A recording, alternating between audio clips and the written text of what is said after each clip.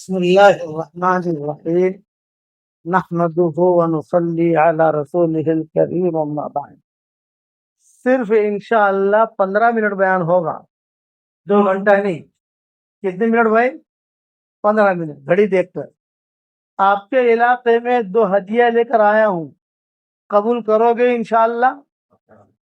ایک ہدیہ یہ ہے، حدیث شریف میں آتا ہے جمعہ کی نماز کے بعد کوئی آدمی 7 مرتبہ اگر سورہ اخلاص پڑھ لے اور 7 مرتبہ سورہ فلق پڑھ لے اور 7 مرتبہ سورہ ناس پڑھ لے تو انشاءاللہ اگلے جمعہ تک کوئی بری خبر نہیں سنے گا. انشاءاللہ کوئی ایکسیڈنٹ نہیں ہوگا، کوئی بیماری نہیں ہوگی، کوئی قسم کی ٹینشن والی بات نہیں ہوگی، سیف رہے گا. یہ حدیث عمل الیوم واللیلہ کے اندر موجود ہے. اس لیے جمعہ کی نماز کے بعد آپ حضرات اس کے پڑھنے کا اہتمام کریں.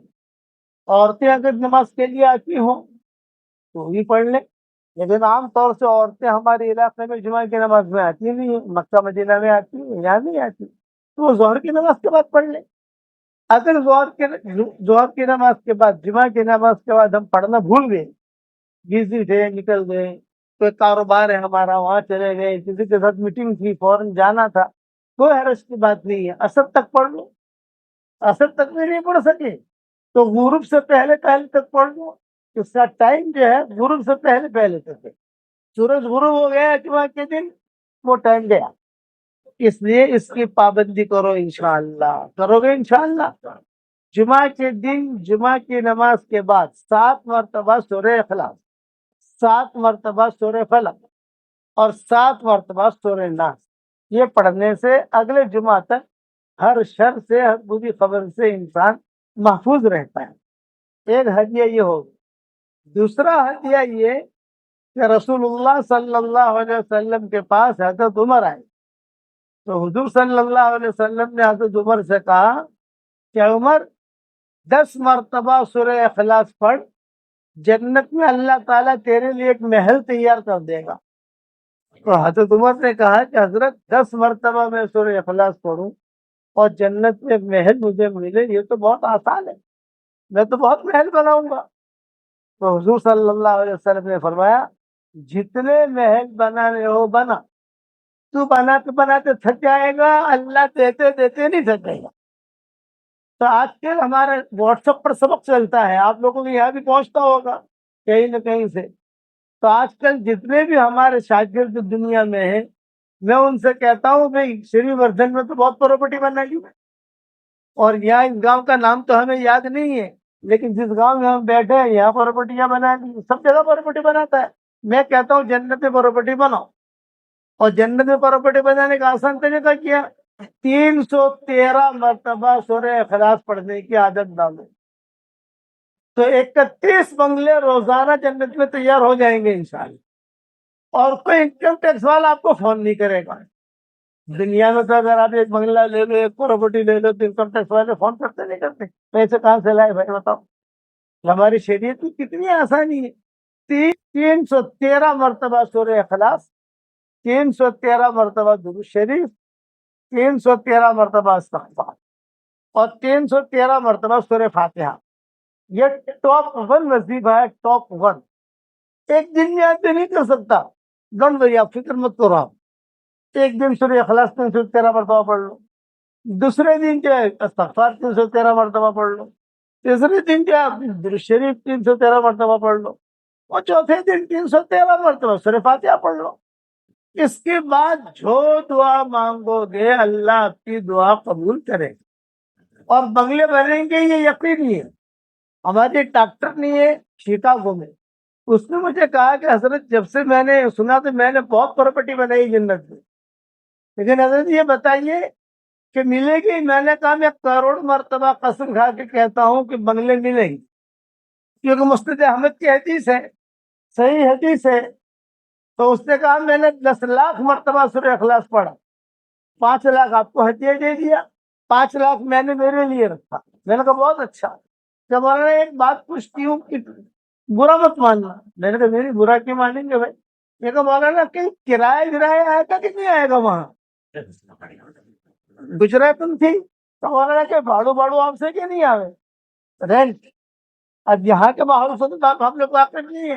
میں نے کہا گجراتی اور پنجابی یہ لوگ کرائے کے زیادہ شوقین ہوتے ہیں، اور آپ لوگوں کے یہاں مجھے ایسا اندازہ ہے کہ آپ لوگ تجارت کے شوقین ہوتے ہیں، تو اس سے اچھی تجارت نہیں ملے گی آپ کو. اس لیے آپ حضرات سے درخواست ہے کہ 313 مرتبہ سورہ اخلاص، 313 مرتبہ درود شریف، جو سا درود آپ کو یاد ہو، صلی اللہ علیہ وسلم، صلی اللہ علیہ وسلم، صلی اللہ علیہ وسلم، 313 مرتبہ استغفار، اللہم اغفر لی، اللہم اغفر لی، اور 313 مرتبہ سورہ فاتحہ. ایک ہفتے کا یہ کورس ہے، ایک ہفتے میں تو آدمی کر سکتا ہے، آسانی سے کر سکتا ہے. اس کے بعد اللہ تعالیٰ کا دروازہ کھٹکھٹاؤ، کوئی بھی دعا آپ کی انشاءاللہ رد نہیں ہوگی، کرو گے انشاءاللہ بھائی. یہ وظیفہ میری طرف سے یہ ہدیہ ہے آپ لوگوں کے لیے، جاندار، شاندار، مالدار، دیندار وظیفہ ہے. اب نواب مسجد آپ نے دیکھی ہوگی بمبئی کے اندر، بھنڈی بازار میں، وہاں میری تفسیر کرتا تھا میں. ایک لڑکی آئی، اس نے کہا کہ حضرت میری عمر 28 سال کی ہو گئی، میری نکاح ہی نہیں ہوتا. میں نے کہا بیٹا تجھے کوئی وظیفہ بتا دوں؟ حضرت بتائیے. میرے پاس تسبیح تھی، تو میں نے کہا دیکھ یہ میری تسبیح ہے، یہ بھی جاندار، شاندار، مالدار، دیندار، ایماندار، یہ میں پڑھتا ہوں یہ تسبیح. اس تسبیح پر تو 100 مرتبہ سورہ اخلاص پڑھ. اس وقت میں 100 مرتبہ پڑھواتا تھا، اب 313 مرتبہ پڑھواتا ہوں. تو لوگ پوچھتے ہیں کہ مولانا اس وقت بھاؤ کم تھا، 100 مرتبہ پڑھواتے تھے، اب 313 مرتبہ. میں نے کہا تو نے تیرا فلیٹ خریدا تھا کتنے میں خریدا تھا بھائی؟ 1.5 کروڑ میں. اب بھاؤ کتنا ہو گیا؟ تو 4 کروڑ. میں نے کہا تیرا فلیٹ کا بھاؤ بڑھ سکتا ہے تو میری سورہ اخلاص کا بھاؤ بھی بڑھ سکتا ہے. اس ہم نے بھاؤ بڑھا دیا ہے. ایک میں کہا اور اللہ تعالیٰ سے دعا کر 100 مرتبہ سورہ اخلاص پڑھ، اور روزی مانگ اللہ سے کہ اللہ میری روزی اتار، میری روزی اتار، میری روزی اتار. دوسرے سال میں گیا نواب مسجد، تو وہی لڑکی جو ایک بچہ لے کر کھڑی تھی. ارے بیٹا کون؟ اور میری تصویر بھی دکھا رہی تھی مجھے. میں سمجھ گیا کہ وہی لڑکی ہے. اس نے کہا الحمدللہ سورہ اخلاص کی برکت سے اللہ تعالیٰ نے میرا نکاح بھی کرا دیا، بہت اچھا شوہر دیا، اور اللہ نے ایک لڑکا بھی دیا مجھے، اور الحمدللہ میں بہت خوش ہوں. اور تو میں نے کہا اور اللہ نے مال بھی بہت دیا. تو میں نے کہا یہ اللہ نے جو مال دیا ہے یہ اللہ کا، اس لیے اسٹاک مت کرنا، اسٹاک کرے گی تو اسٹاک ہو جائے، خرچ کرتی رہنا، خرچ کرتی رہنا. اس نے کہا کہ حضرت جی ایک بات اور سنو، ہمارے محلے میں کئی لڑکیوں کی شادیاں نہیں ہوتی تھی، تو لڑکیاں مجھے کہتی تھی کہ ارے حلیمہ، اس کا نام حلیمہ تھا، ارے حلیمہ تو اتنی اسمارٹ نہیں ہے، تیری شادی کیسے ہو گئی؟ ہم تو بہت اسمارٹ ہیں، ہماری شادی نہیں ہوتی. تو میں کہتی تھی جاندار، شاندار، مالدار، دیندار، ایماندار، یہ تصویر بتاتی تھی، اور سورہ اخلاص پڑھنے کو کہتی تھی. الحمدللہ سب کی شادیاں ہو گئی. تو آپ حضرات بھی 313 کی عادت ڈال دیے. 313 میں کیوں پڑھواتا ہوں؟ یہ بدرین کی تعداد ہے، بدرین کی تعداد میں اللہ نے کرنٹ رکھا ہے. پڑھو گے انشاءاللہ بھائی. اب ایک دعا پڑھ لو میرے ساتھ، ربنا اغفر لی ولوالدی وللمؤمنین یوم یقوم الحساب. حدیث شریف میں آتا ہے جو یہ دعا پڑھ لے تو اس وقت میں دنیا میں جتنے مسلمان مرد اور عورتیں ہوں گی ان سب کے برابر اللہ اسے نہیں کیا دیں گے. آپ لوگوں نے پڑھ لیا، اب میں نے پڑھ لیا، یہ بیان دنیا میں جائے گا، جو بھی پڑھے گا جتنے بھی مسلمان مرد اور عورتیں ان سب کے برابر ہمارے اکاؤنٹ میں نہیں کیا جائیں گے. اسے بھی پڑھتے رہو گے انشاءاللہ. اللہ تعالیٰ مجھے بھی عمل کرنے کی توفیق عطا فرمائے، آپ کو بھی عمل کرنے کی توفیق عطا فرمائے. جو اعلان ہوا ہے اتوار کے دن کا انشاءاللہ مسجد بیان وہاں کر لیں گے انشاءاللہ. اب یہ میری جاندار، شاندار، مالدار، دیندار، ایماندار تصویر ہے، سارے مجموعے کو تو دے نہیں سکتا، ہمارے محترم کو دے رہا ہوں، یہ میری طرف سے ہدیہ آپ کو یہ رکھو انشاءاللہ. اب دعا کر لو. اللهم لك الحمد كما انت اهل، فصل وسلم على سيدنا محمد كما انت اهل، وافعل بنا ما انت اهل، فانك اهل التقوى واهل المغفرة. اے اللہ ہمارے گناہوں کو معاف فرما، اے اللہ پورے ہمارے خطاؤں سے درگزر فرما، اے اللہ اس علاقے کو تو قبول فرما، یہاں کے مردوں کو قبول فرما، یہاں کی عورتوں کو قبول فرما، یہاں کے بچوں کو قبول فرما، ان کی تجارت میں برکت کا معاملہ فرما، ان کے کاروبار میں برکت کا معاملہ فرما۔ اے اللہ میری تسکین پر جو 313 مرتبہ سورہ اخلاص پڑھے، 313 مرتبہ درود شریف پڑھے، 313 مرتبہ استغفار پڑھے، 313 مرتبہ سورہ فاتحہ پڑھے، اے اللہ اس کی ساری دعاؤں کو قبول فرما، اس کی ساری حاجتوں کا تو غیر سے تکفل فرما، اس کی پریشانیوں کو دور فرما۔ اے اللہ جس نے بھی مجھے دعاؤں کے لیے کہا ہو یا دعاؤں کے لیے خطوط میں لکھا ہو یا جن کا ہم پر کسی قسم کا حق اور احسان ہو یا جو مجھے اپنی دعاؤں میں یاد کرتے رہتے ہو، میری ساری دعاؤں میں ان کا پورا پورا حصہ نصیب فرما۔